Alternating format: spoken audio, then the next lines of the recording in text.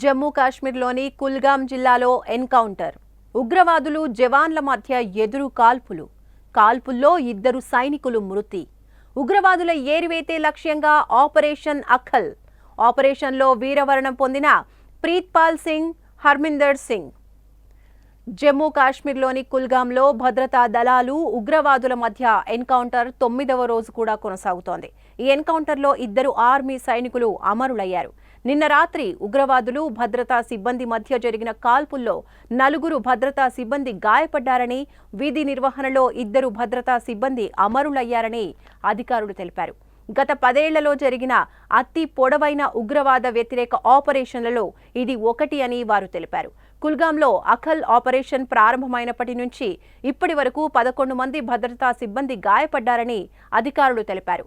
భారత సైన్యంలోని చినార్ కార్ప్ తన social media ఖాతాలో కుల్గాం ఆపరేషన్లో అమరులైన సైనికుల గురించి సమాచారం అందించింది.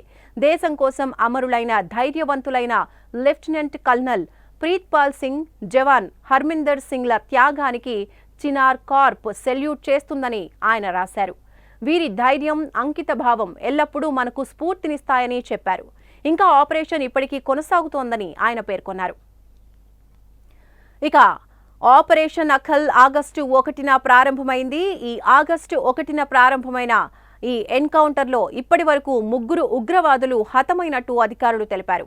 దక్షిణ కాశ్మీర్ జిల్లాలోని అఖల్లోని అడవిలో ఉగ్రవాదులు ఉన్నట్టు నిఘా సమాచారం అందటంతో భద్రతా దళాలు కార్డన్ ఆన్ సర్చ్ ఆపరేషన్ ప్రారంభించాయి. గత శుక్రవారం ఇరు పక్షాల మధ్య జరిగిన కాల్పుల తర్వాత రాత్రికి ఆపరేషన్ను నిలిపివేసినట్టు అధికారులు తెలిపారు.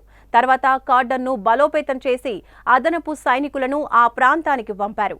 మర్నాడు కాల్పులు తిరిగి ప్రారంభమైనప్పుడు 2 ఉగ్రవాదులు మరణించారు. హతమైన ఉగ్రవాదుల గుర్తింపు, వారి బృందం ఇంకా నిర్ధారించబడలేదని అధికారులు తెలిపారు. ఉగ్రవాదుల ఏరివేత ఇంకా కొనసాగుతోందని, భద్రతా దళాలు ఈ ప్రాంతాన్ని చుట్టుముట్టాయని, దట్టమైన అడవుల్లో దాక్కున్న ఉగ్రవాదులతో నిరంతరం పోరాడుతున్నామని అధికారులు తెలిపారు. మరోపక్క ఉగ్రవాదులను గుర్తించేందుకు డ్రోన్లు, హెలికాప్టర్లను ఉపయోగిస్తున్నారు.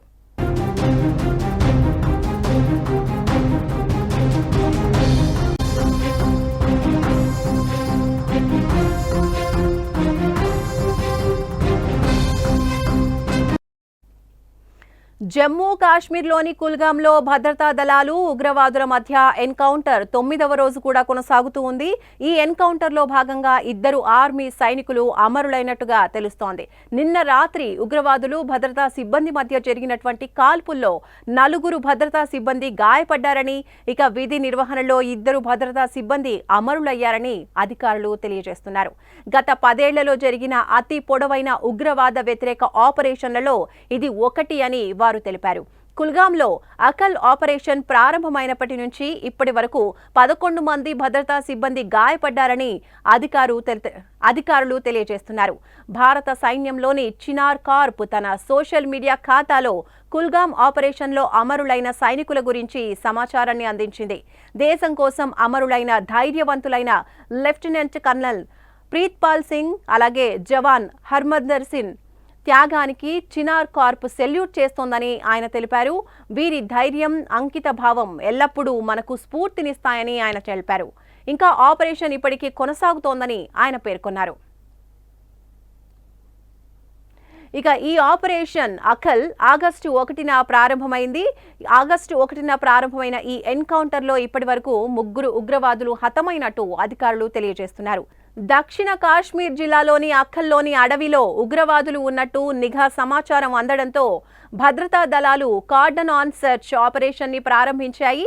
ఇక గత శుక్రవారం ఇరు పక్షాల మధ్య జరిగిన కాల్పుల తర్వాత రాత్రికి ఆపరేషన్ను నిలిపివేస్తున్నట్టు అధికారులు తెలియజేశారు. ఆ తర్వాత కార్డన్ను బలోపేతం చేసి అదనపు సైనికులను ఆ ప్రాంతానికి పంపారు. అలా మర్నాడు కాల్పులు తిరిగి ప్రారంభమైనప్పుడు ఆ క్రమంలో 2 ఉగ్రవాదులు మరణించినట్టు తెలిపారు. హతమైన ఉగ్రవాదుల గుర్తింపు, వారి బృందం ఇంకా నిర్ధారించబడలేదని అధికారులు తెలియజేస్తున్నారు. ఉగ్రవాదుల ఏరివేత ఇంకా కొనసాగుతోందని అంటున్నారు. భద్రతా దళాలు ఈ ప్రాంతాన్ని చుట్టుముట్టాయని, దట్టమైన అడవుల్లో ఉగ్రవాదులు దాక్కున్నట్టు తెలుస్తోందని, ఇంకా వారిని పట్టుకోవడం కోసం నిరంతరం పోరాడుతున్నామని అధికారులు తెలియజేస్తున్నారు. మరోపక్క ఉగ్రవాదులను గుర్తించేందుకు డ్రోన్లను, హెలికాప్టర్లను కూడా డ్రోన్లను, హెలికాప్టర్లను కూడా ఉపయోగిస్తున్నట్టు తెలియజేస్తున్నారు.